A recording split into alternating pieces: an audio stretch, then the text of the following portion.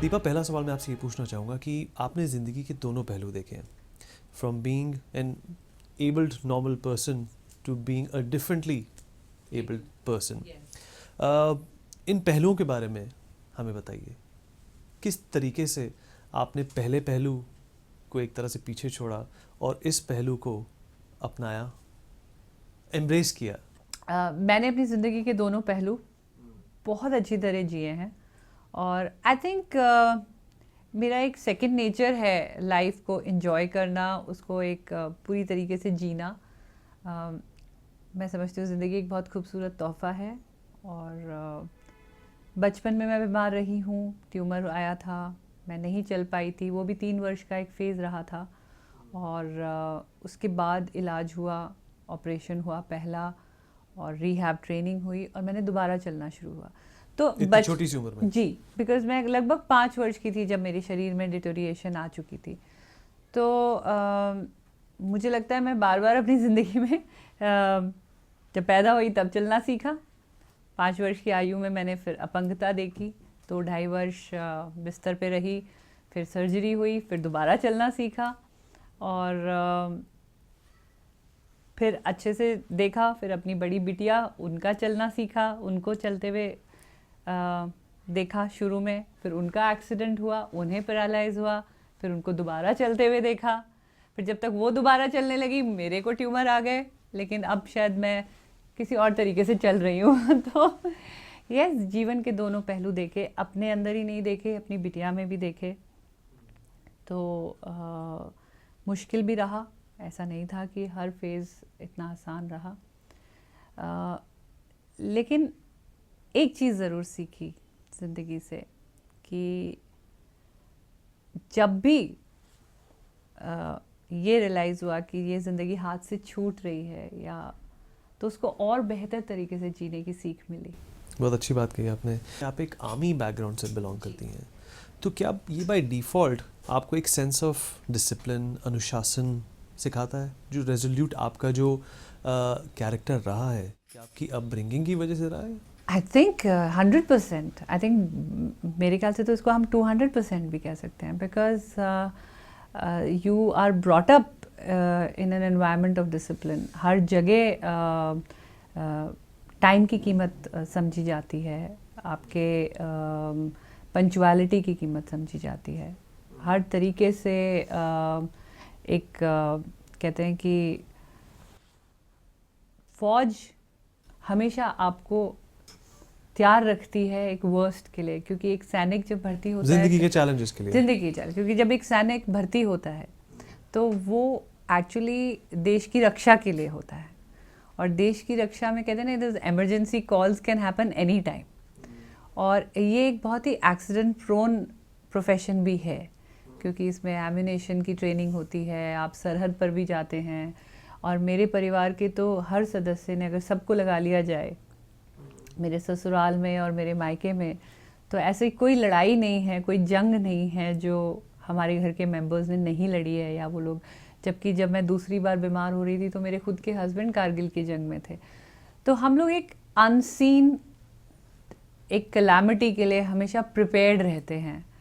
तो गेस वो हिम्मत ने डेफिनेटली मेरा साथ दिया और वो अपब्रिंगिंग ने मेरा साथ दिया। जब आपने जैसा बताया कि 8-9 महीने के गैप के बाद आपने अस्पताल छोड़ा, जी, वापस घर आए आप, जी, नई नई तकनीक एक तरह से आपको सीखनी पड़ी जी, अपने आप को एक तरह से जी, सेफ और एक फंक्शनल बनाने के लिए। एब्सोल्युटली। परिवार का कितना योगदान था? उन्होंने भी काफ़ी एडजस्टमेंट्स की? आई थिंक बहुत योगदान था और अगर शायद परिवार का जो सबसे बड़ा योगदान वो ये था कि हमारे घर में किसी ने मुझे नेगेटिवली नहीं देखा या मुझे बोझ नहीं समझा, या जो भी मेरा प्रयत्न रहा अपने आप को रिहैबिलिटेट करने का, उसमें उन्होंने मेरा पूरा साथ दिया।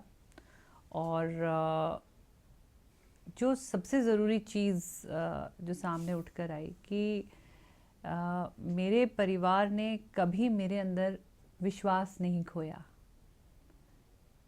बहुत सामाजिक कटाक्ष, एक वो कहते हैं ना, रिमार्क्स बहुत आए। बहुत लोग ये जानना चाहते थे कि क्या इसकी शादी ठीक चल रही है, क्या ये अपने बच्चों को खाना खिला रही है, क्या ये अपने बच्चों को पढ़ा रही है? तो ये कुछ सवाल बहुत उठते थे, यार इनकी गृहस्थी अब कैसी चल रही तो है? जो सामाजिक कटाक्ष जो आते थे, यस, इनसे आपका मनोबल कभी कम हुआ या बढ़ा? वो actually I think I am a fighter by nature.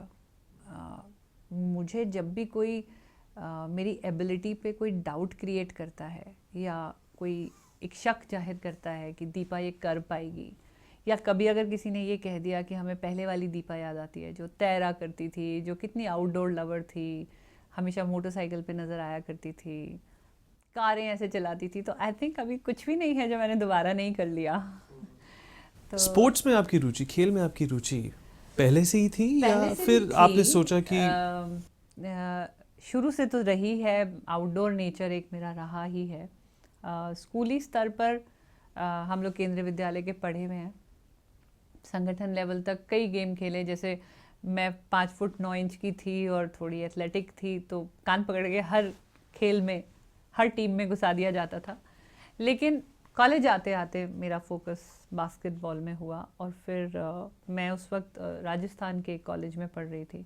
वहाँ पे विमेंस की क्रिकेट टीम बनी और फिर उसमें मैंने ज्वाइन किया. तो कहीं ना कहीं खेल से जुड़ाव मेरा रहा, लेकिन शायद खेल से ज़्यादा प्यार पहियों से था.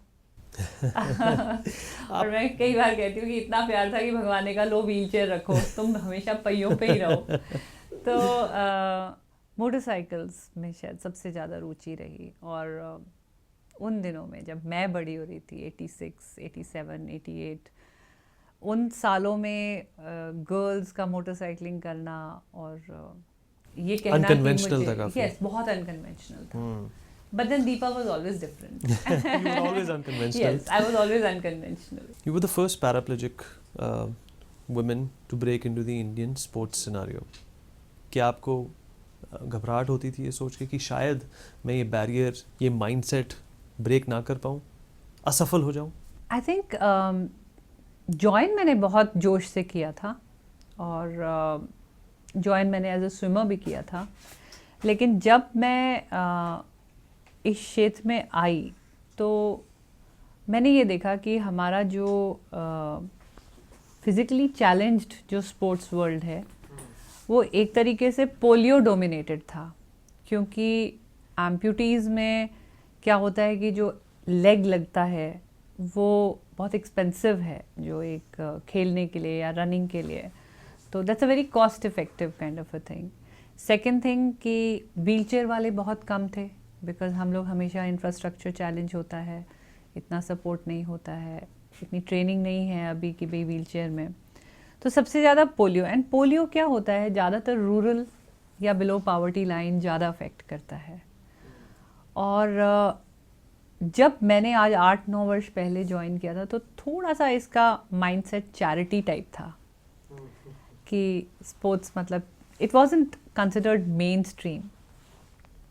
और मेरे लिए तो I joined and I started playing with children half my age, because मैं आई 36 वर्ष की आयु में थी. तो जो मेरे साथ खेल रहे थे वो बहुत मुझसे कम से कम 12, 15, 18 वर्ष छोटे थे. तो मुझे तो बहुत बैरियर्स ब्रेक करने पड़े. मुझे एक सोशल बैरियर, क्योंकि I was an army wife, I was a colonel's wife. तो एक तो मुझे अपने एक स्टेटस का बैरियर ब्रेक करना पड़ा. फिर मुझे एक अपने एजुकेशन का बैरियर, बिकॉज बहुत कम थे जो इंग्लिश बोला करते थे. तो एक वो होता है ना, एक दीवार लोग बना लेते हैं, ओह ये मैडम तो मैडम है. तो एक वो एजुकेशन का बैरियर मुझे क्रॉस करना पड़ा, एक एज का मुझे क्रॉस करना पड़ा, एक फाइनेंशियल स्टेटस का मुझे क्रॉस करना पड़ा. और सबसे बड़ा बैरियर ये था कि हालांकि वो डिसेबिलिटी स्पोर्ट्स थे, लेकिन paralysis and paraplegia, spinal cord injury की जो एक डिस्क्रिप्शन है वो अभी लोगों को इतनी समझ नहीं थी, इतनी सेंसिटाइजेशन नहीं थी कि व्हीलचेयर पे एक पोलियो का बैठा इंसान और एक स्पाइनल कॉर्ड इंजरी का बैठा इंसान, बहुत फ़र्क होता है. दोनों में बहुत शारीरिक डिफरेंस होता है. जैसे मेरे को स्पास्टिक पैरालिसिस है तो मुझे स्पाज्म भी आते हैं. It's a neuro disease.